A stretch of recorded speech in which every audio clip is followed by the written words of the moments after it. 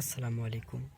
আপনারা কি জানেন রমজান মাসে এই কয়েকটি কারণে আপনার রোজা ভেঙে যাবে না?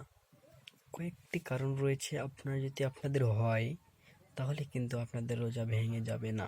অনেকেই বলে ভেঙে যাবে, কিন্তু না, রোজা ভেঙে যাবে না।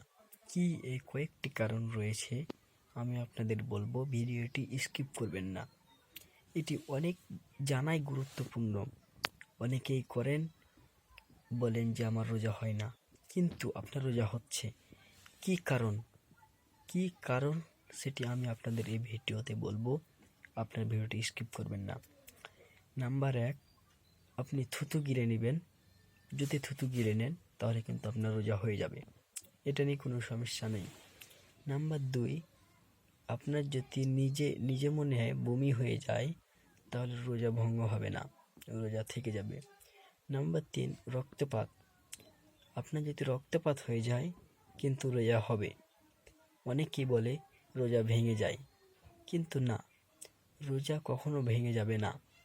এই কয়েকটি তিনটি কারণ বললাম, এটি যদি আপনারা করে থাকেন কিচ্ছু হবে না, আপনার রোজা ইনশাল্লাহ হয়ে যাবে। ভিডিওটি সাবস্ক্রাইব করে পাশে থাকুন এবং লাইক করে সাবস্ক্রাইব করুন।